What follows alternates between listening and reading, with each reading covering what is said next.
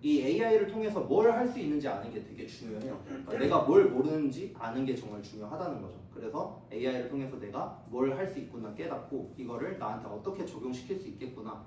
요거를 초보분들은 이제 이거를 이해를 하시고 이 시야를 넓히시는 게 정말 중요하다고 생각을 해요. 그래가지고 좀 다양한 예시를 보여드린 거고요. 그래서 이제 AI를 일단은 써보는 게 정말 중요해요. 이걸 이제 제로 투 원으로 저는 생각을 하고 있어요. 일단은 써봐야 내가 이렇게 썼을 때 이런 결과를 주는구나 알게 되고 그 시작점부터 해서 확장을 해나가시는 거죠. 이제 그러면 내 일상 속에서 어떤 거를 전환을 시킬 수 있겠구나. 내 일상에서 하던 것들을 하나하나 작은 태스크부터 맡겨보는 거예요. 그래서 이렇게 가셨다가 나중에 이제 이게 익숙해지면은 AI 가지고 폭발적인 생산성을 만들어내시는 거죠. 제가 이제 보여드렸던 것처럼 매일 자동으로 블로그 포스팅 게시를 해줘. 그러면 그때부터는 내가 중간에 끼지 않아도 매일 나만의 컨텐츠가 생성이 되는 거니까요. 물론 이제 그런 게 AI 슬롭이라는 용어로 표현하는 이제 AI가 만들어내는 좀 무의미한 컨텐츠 이런 게 되기도 하는데 이제 가치는 본인이 이렇게 좀 잘 만들어 나가는 거다. 그렇게 이야기를 드릴 수 있을 것 같고요.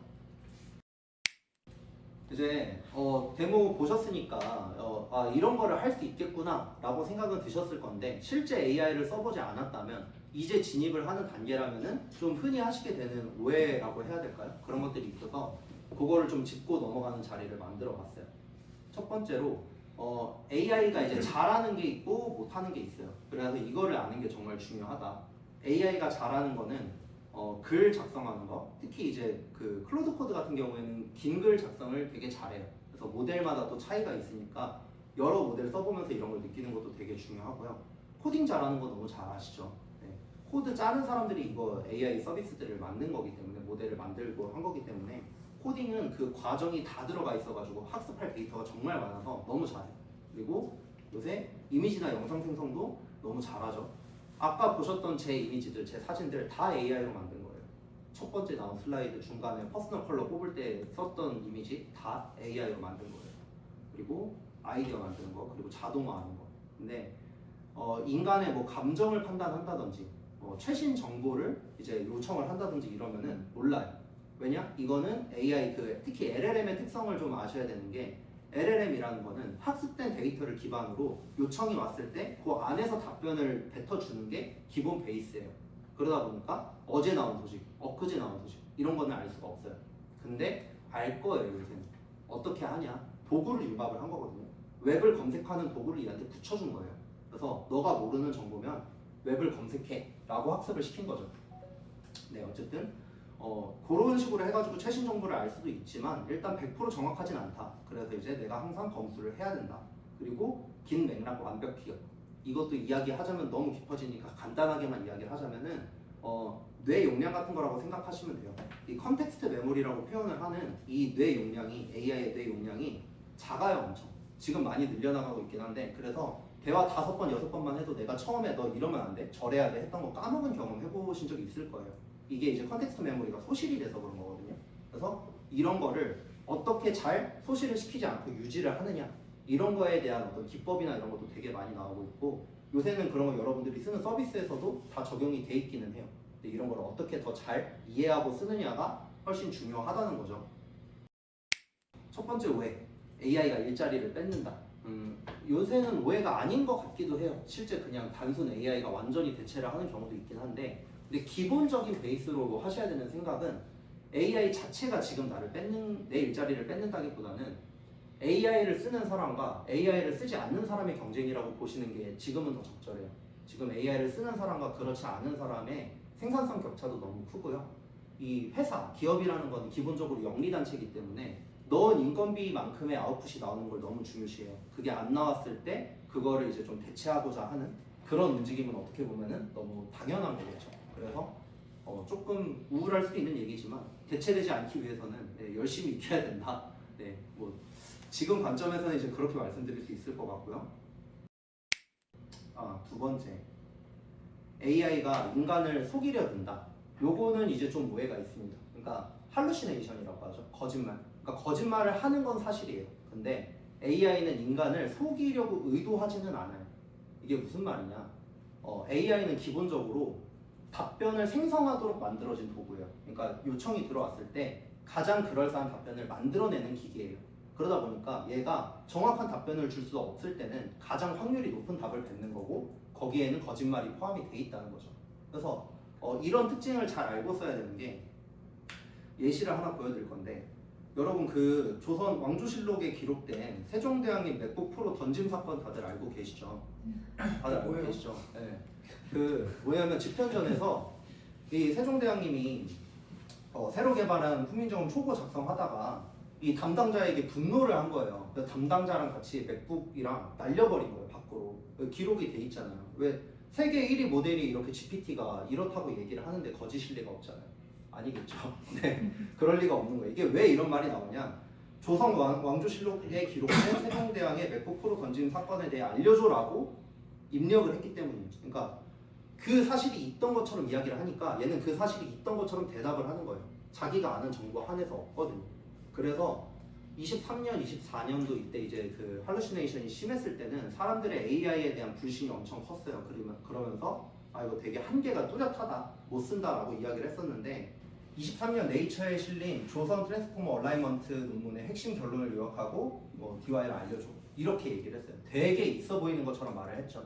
최신 모델은 자 논문 제목과 이런 게 사실인지 확인해보고 답하겠습니다 라고 생각을 하고 찾아본 다음에 답을 했어요. 이게 뭐냐, 이런 할루시네이션이 심해가지고 사람들이 거부 반응이 커지는 걸 아니까 이제 기업에서도 대처를 하는 거죠. 아, 너가 모르는 게 들어왔을 때는 안에 있는 데이터, 학습된 데이터에서 답하지 말고 웹 서치를 해. 이런 식으로 방어 로직을 만들어 놓은 거예요. 그래서 요새는 이런 부분에 대한 신뢰도도 굉장히 높아졌습니다. 그러다 보니까 어느 정도는 초기 버전보다는 안심하고 쓸 수가 있겠죠.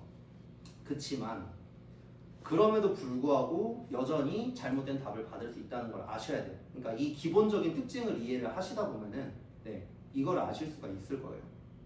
그래서 제가 이렇게 개인정보보호법 47조의 3에 나오는 AI 학습 데이터 예외 조항을 쉽게 설명해줘. 되게 있는 것처럼 얘기를 했죠.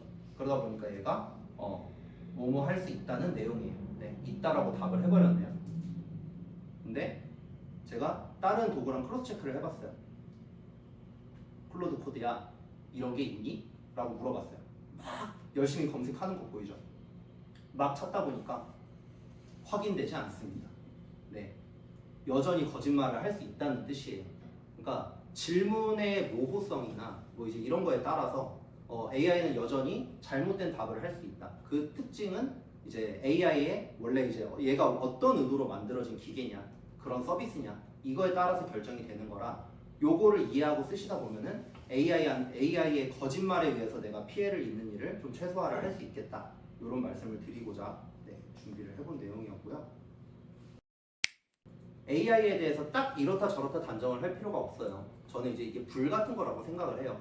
요리사한테 주어지면 불 가지고 맛있는 요리를 만들어낼 수 있지만 방화광한테 불이 주어지면은 이거를 파괴를 하는 도구로 사용을 하듯이 어떻게 쓰느냐에 따라서 결과가 다르게 나오는 이제 그런 게 있는 거죠. 그래서 그러니까 내가 어떤 의도를 가지고 있냐, 내가 어떻게 사용을 하냐, 그게 중요하다는 거예요. AI라는 도구는 강력한 도구인 건 맞지만 사용하기에 따라서 좋은 결과를 만들 수도 있고 나쁜 결과를 만들 수도 있다. 요 정도만 설명을 할게요. 그리고 이제 AI가 굉장히 이제 좀 아직 적용되기 시기상조다 이런 생각을 하시는 분들도 많은 것 같아요. 근데 오늘 오신 분들은 또 이제 보셔서 아시겠지만 실제 생활 속에서 실제 업무 환경에서 쓰일 수 있는 예시가 너무나도 많아요. 지금도 이미 너무 많아요. 그래서 이런 식으로 이제 AI로 마케팅하거나 SEO 하시는 분들도 쓸 수 있고요. 이건 제가 아까 예시를 보여드렸죠. 그로스플로 가지고 뭐 블로그 마케팅도 하고 그리고 이제 유저들 뭐 늘어났는지 줄어났는지 이런 것도 모니터링도 하고 그리고 여러분들이 사업부서나 기획부서에 있으면은 여러 에이전트를 만들어 놓고 여러 관점에서 내 기획안을 검토해달라고 얘기를 할 수도 있어요. 이걸 이제 AI 에이전트한테 페르소나를 부여를 한다고 이야기를 하거든요. 너는 뭐 이제 대표야, 너는 개발자야, 너는 인프라 엔지니어야, 너는 마케터야. 그러면 이제 걔들이 그 역할에 심취해서 자기 관점에서 이 기획안에 대해 답변을 해줘요. 그러다 보면은 내가 실제 그 사람들한테 이야기를 하지 않더라도 여러 관점에서 검토를 해보고 더 좋은 기획안을, 더 좋은 계획서를 제출을 할 수가 있겠죠. 이런 데도 사용을 할 수가 있고요. 그리고 여러분이 뭔가 커머스 같은 거를 한다라고 하면은 제품이 많아짐에 따라서 이거 관리하는 게 정말 힘들다는 걸 아실 거예요. 재고도 막 이제 여러 물품들을 관리를 해야 되고 물품 하나에도 옵션이 너무 여러 개가 있고 막 나가 있는 거 환불이나 교환 처리도 해줘야 되고 정말 복잡하거든요. 이런 것도 AI로 관리를 하기가 너무 좋은 분야예요. 특히 종목이 많아지고 사업이 잘 되면 잘 될수록 AI 활용 능력에 따라서 이 사업을 스케일업 할 수 있는 어떤 그런 역량 차이 이런 게 정말 많이 좀 분기가 될 겁니다. 네. 실제로 그래서 이런 부분에서 쓰는 분들도 너무 많이 있고요. 그래서 미래 기술이라 하기에는 이미 너무 많이 쓰이고 있다. 미래 기술이기도 하지만 현재도 충분히 쓰이는 부분이 많은 기술이다. 일단은 여러분들이 이제 가지고 있을 수 있는 마음의 벽부터 좀 허물고 갔으면 좋겠다라는 마음에서 준비를 해봤습니다. 첫 번째로 많이들 하시는 생각, 나 AI가 소프트웨어잖아요. 컴퓨터로 하는 거잖아요. 나 문과니까 나 공대 막 이런 거 근처에도 가본 적 없어서 몰라. 근데 저는 그렇게 생각해요. 오히려 그런 분들이 좀 더 유리하다. 요거는 제가 이제 이따 Q&A 세션에 되면 아마 얘기를 할 수도 있는데 요즘 같은 시대에 더욱 중요해진 거는 코딩 지식, 엔지니어링 지식이 아니고 도메인 날리지라고 해요. 그 산업군에 대한 문제를 얼마나 잘 파악을 하고 있느냐. 그걸 기반으로 AI한테 시키면 이전에 개발자한테 맡겨야 됐던 코딩이나 이런 부분들을 훨씬 잘해주기 때문에 내가 그 문제를 잘 정의할 수만 있어도 정말 좋은 결과물을 만들어낼 수가 있는 거예요. 그래서 실제로 요새 해커톤 같은 거 하면 개발 베이스가 아예 없는 분들이 막 우승하기도 하고 그러거든요. 뭐 변호사나 뭐 이런 분들, 의사 이런 분들이. 그러니까 그분들은 그 업계에 대한 문제를 핵심을 알고 계신 거예요. 그걸 기반으로 문제를 해결을 하시니까 훨씬 좋은 결과물이 나오는 거고요. 그러다 보니까 저같이 공돌이는 이제 그런 도메인 날리지를 알기 위해서 그런 산업군들의 문제나 이런 걸 알기 위해서 세상 밖으로 더 나가야 되는 거고 그게 아닌 분들은 이 AI를 써보면서 공학 지식을 자연스럽게 축적을 하시게 되는 거예요. 예를 들면 아까 제가 바이브 코딩 예시를 말씀을 드리면서 내 컴퓨터에서만 볼 수 있었던 그런 이제 그 결과물 그럼 이거 어떻게 다른 사람한테 보게 할 수 있어? 라는 거를 공부하다 보면은 자연스럽게 서버에 대한 개념을 알게 되는 거고요. 그런 식으로 요새는 이 구분이 좀 저는 많이 없어지다고 생각하고 있어요. 그래서 모두가 제너럴리스트가 돼야 된다. 그러니까 이런 벽을 세울 필요는 없다. 네, 이렇게 이제 말씀을 드리는 거고요. 두 번째는 나 너무 늦은 것 같아요. 이 생각하시는 분들 진짜 많아요. 근데 챗GPT 나온 지 3년밖에 안 됐어요. 여기 서서 떠들고 있는 저도 비기너예요. 여러분들이랑 같이 공부를 하는 입장이고요. 매일매일 새로운 거 나오고 있고요. 모든 걸 다 섭렵하는 사람 없어요. 그럴 수도 없어요. 그러니까 너무 많은 게 나오고 있고 너무 속도가 빠르고 시작한 지도 얼마 안 되기 때문에 난 뒤쳐져가지고 나 시작하기 겁나 라고 생각하실 필요 없고 이 자리에 오신 것만 해도 대단하지만 네, 오신 김에 이제 또 한번 이제 데모 같은 거 한번 시연 나왔던 거 한번 해보시고 직접 그렇게만 해도 이미 많이 앞서 나가는 거라고 저는 좀 자신 있게 말씀을 드릴 수가 있을 것 같아요. 네, 그래서 포모 느낄 필요 없다. 두 번째였고요. 세 번째는 내 나이가 뭐 많아서 너무 적어서 혹은 내 일이 뭐 이제 AI랑 관련이 없어. 네, 아니에요. 그러니까 지금은 농수산업 같은 부분에도 AI가 적용되는 부분들이 지금 연구가 되고 있고 실제 미국에서는 농업에서도 쓰고 있어요. 막 그 잡초 같은 거 이렇게 레이저로 지지고 이런 데서도 AI를 쓰고 있거든요. 그러니까 일이나 나이를 따지지 않아요. 그래서 이거는 어디에나 쓸 수 있는 강력한 도구니까 나한테 어떻게 적용할 수 있는지를 잘 아시고 하시면은 이런 문제를 이제 겪으실 필요가 없다. 이런 고민을 하실 필요가 없다. 이렇게 말씀드릴 수 있을 것 같고요. 제가 첫 OT 준비 시작한 지 4월 23일인가 그랬는데 일주일 사이에 20개 넘는 업데이트가 나왔어요. 그래서 업데이트 나온 그 당시에 나왔던 것 중에 덕테이프도 있어요. GPT 이미지 2.0.